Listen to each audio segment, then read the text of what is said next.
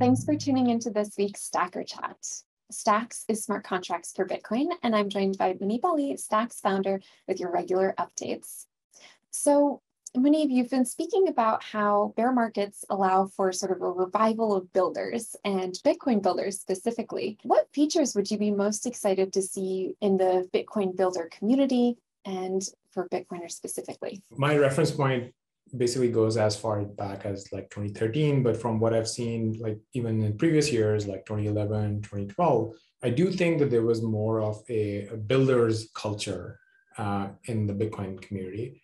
And people were much more open to kind of like new ideas and trying them out and experimentation and so on, right? And I do think that phase kind of like lasted, I would say, till like 2016 or so, like until 2017. And there was a big kind of like cultural shift after 2017. And since then, we are basically kind of like seeing at least like the dominant culture or the more vocal culture on Bitcoin basically being like, Bitcoin is never going to change. And I actually think that's a good thing. I think the base protocol like shouldn't change, but also at the same time, like pushing away all of the ideas that Bitcoin doesn't need anything. Bitcoin is just for holding, right? And we're not going to do anything interesting with it. And that I don't think goes hand in hand with what the original Bitcoin project is about, even what like Satoshi talked about. Satoshi, for example, a lot of people might not know this, contributed ideas and potentially even code to Namecoin, which was, you can call it kind of like the original Bitcoin sidechain, right? It was merge mined with Bitcoin. It actually had a separate asset. Satoshi had no problem with it because Satoshi, being a technical person, actually understood that to secure that separate layer of a ledger for Namecoin, you actually need incentives. You need somebody to provide security to that layer and that blockchain, just like you need Bitcoin to secure the Bitcoin chain.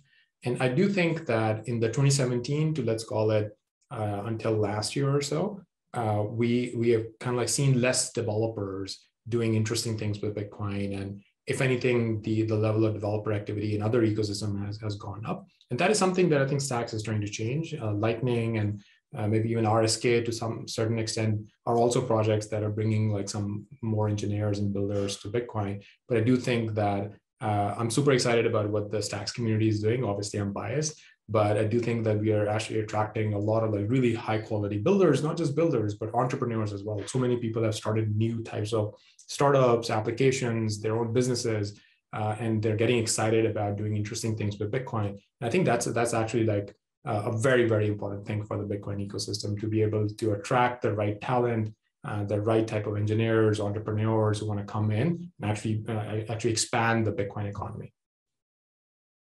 Thank you. And what unlocks are you interested in seeing live in the Stacks ecosystem? And how do you anticipate that we're going to get there over the next few months and year? Yeah, I think we've touched upon this a little bit before, but the most obvious one is transaction speed and capacity, right? So we've seen this earlier, especially during the bull run, when there is a kind of like a lot of interest in like trading NFTs or other types of projects going live. We were kind of like hitting the limits of not just the network capacity, but also, we're limited by Bitcoin's 10-minute block times. So every 10 minutes or more, there's a settlement. All the transaction on Stacks get settled on Bitcoin. And if you compare that to some of the newer L1s, like the developers and users do have kind of like a faster experience, like faster first experience. Sure, there are trade-offs that are being made. And I think that's where some of the hyperchains work started, so that people can actually get a much faster experience, and the network capacity can absorb a lot of kind of like bursty, spiky load that comes with NFTs or other types of like launches that happen. So I think that's kind of like one thing. The other thing that I'm personally super excited about, I've tweeted about that a little bit, and that's this idea of the Bitcoin write problem, right? So the Stacks blockchain can read Bitcoin state, can react to it, but it cannot actually write back, meaning that the Stacks contract cannot tell Bitcoin, send Bitcoin to this address and so on. So that's kind of like a write. And we do think that people in our ecosystem have kind of like cracked that problem. It's going through peer reviews. And I think we will kind of like release it more publicly as it gets ready, but super excited about it. I do think it's a big breakthrough.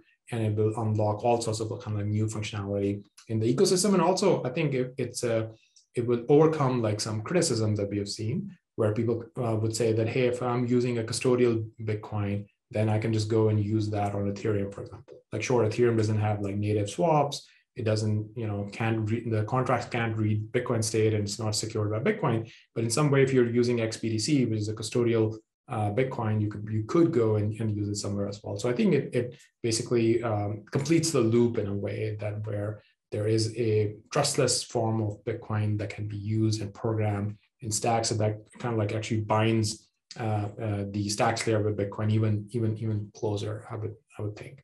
And similarly on that thread, I do think that new types of integrations where let's say there are Bitcoin wallets that directly kind of like integrate some of the native swaps or some of the interfaces, let's say for NFTs and so on, could be very, very interesting from a user experience perspective, right? So most of the users, like, especially the Bitcoin community, they're not very technical. So the first time kind of like the experience, interacting with, let's say, a stable coin, if they have a Bitcoin wallet, they just download it, they do a Bitcoin transaction and do a swap into a stable coin, then that just feels very, very real to them that, hey, look, this is really, smart contracts for Bitcoin, and all these new features are coming to Bitcoin.